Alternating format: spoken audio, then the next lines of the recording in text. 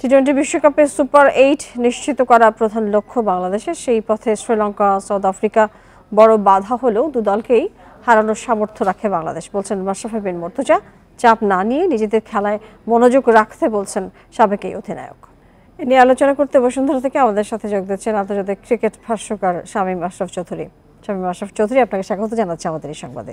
জানতে চাই, যদি সুযোগ থাকতো আপনার হাতে, বিশ্বকাপের বাংলাদেশ দল থেকে আপনি কাকে কাকে বাদ দিতেন?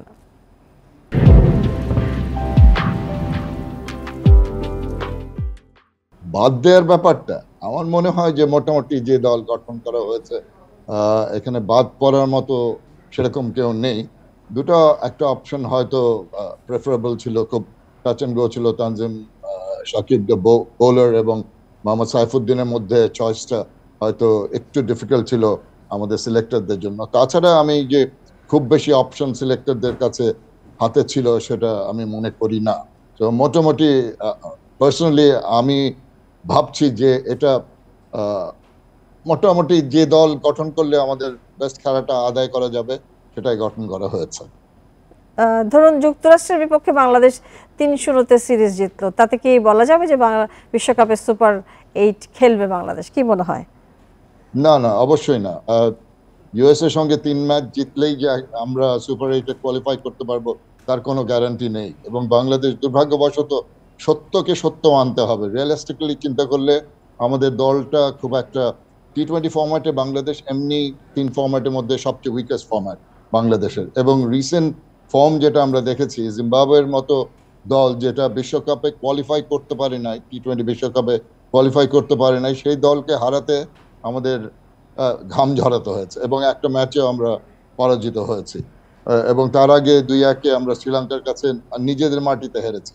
That does not give a lot of confidence. আমার মনে হয় যে বাংলাদেশি হিসাবে আমরা তো চাইবই অবশ্যই সুপার-8 কেন, সেমিফাইনালে যাক, আরো জিতে আসুক। মাশরাফির সঙ্গে একটু আগে রিপোর্টে শুনলাম সবাইকে হারানোর সক্ষমতা বাংলাদেশের আছে, কিন্তু এই মুহূর্তে বাংলাদেশের খেলোয়াড়দের যে ফর্ম, যেই পরিস্থিতির মধ্যে দিয়ে তারা যাচ্ছে, সেখান থেকে ভালো খেলে বড় দলকে হারাতে হলে অনেক উন্নতি করতে হবে এবং দ্রুততার সঙ্গে উন্নতি করতে হবে। জি, চ্যালেঞ্জগুলো কোন জায়গাটা মনে করছেন? আবার যুক্তরাষ্ট্রের যে এই নতুন যে কন্ডিশন, সেটিও তো আসলে চ্যালেঞ্জের বিষয় বলে মনে হয়।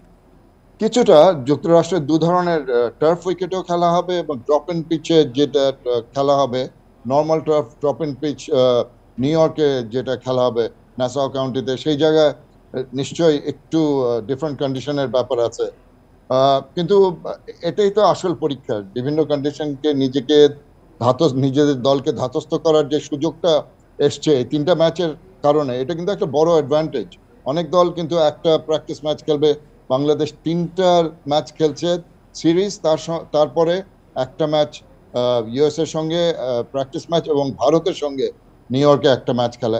এই 5টা ম্যাচ তাদেরকে, এই 5টা ম্যাচে মানে প্রতিটা ডিপার্টমেন্টে উন্নতি যদি করতে পারে তাহলে মেইন ইভেন্টে যে তারা নিজেদের প্রাধান্য বিস্তার করতে পারে। জি, শামীম আশরাফ, যে মাশরাফি বলেছেন যে চাপ না নিয়ে ভালো খেলায় মনোযোগ দিতে। ওয়ানডে বিশ্বকাপে যে ঘাটতিগুলো ছিল আমরা তো সেগুলোই পূরণ করতে পারিনি।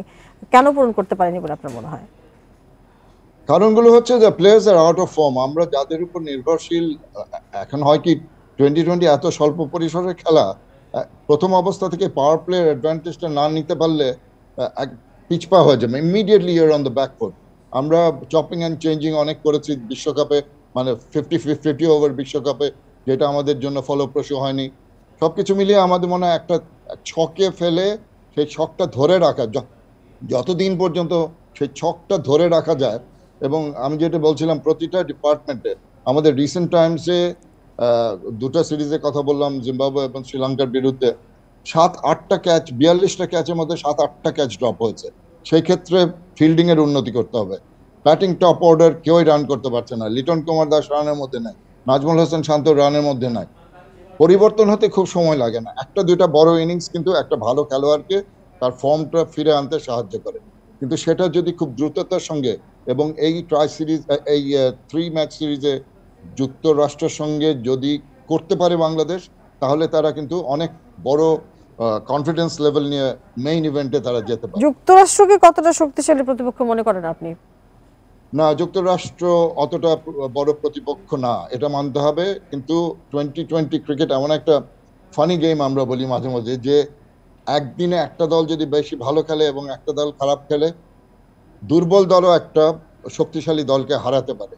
এবং তাদের পক্ষে এমন একজন খেলোয়াড় আছেন, কোরি অ্যান্ডারসন, নিউজিল্যান্ডের প্রাক্তন খেলোয়াড়, যে বাংলাদেশের সঙ্গে গত ম্যাচ যেটা হয়েছিল প্রায় 7 বছর আগে 94 রান করেছিল, আহ 9টা ছক্কার 10টা ছক্কার মার মেরেছিল। জি জি।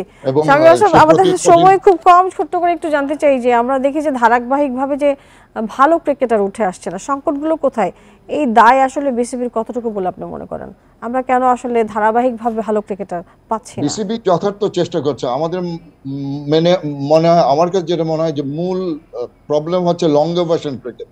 যত লঙ্গার ভার্সন কম্পিটিটিভ করব, যদি আমরা 2020 খেলতে যাচ্ছি, কিন্তু যারা ক্লাসিক্যাল মিউজিকের মধ্যে, যারা ক্লাসিক্যাল মিউজিক করে তারা সব রকম সঙ্গীত করতে পারে, তেমনটি লঙ্গার ভার্সন ক্রিকেট খেলে, টেস্ট ম্যাচ বেশি খেলে যদি আমাদের ভিতটা আরো শক্ত করতে পারি, তাহলে এই যে এইসব প্রবলেমগুলো যে আমরা ফেস করছি এখন, সেগুলো একটু দূর হয়ে যাওয়ার সম্ভাবনা হবে।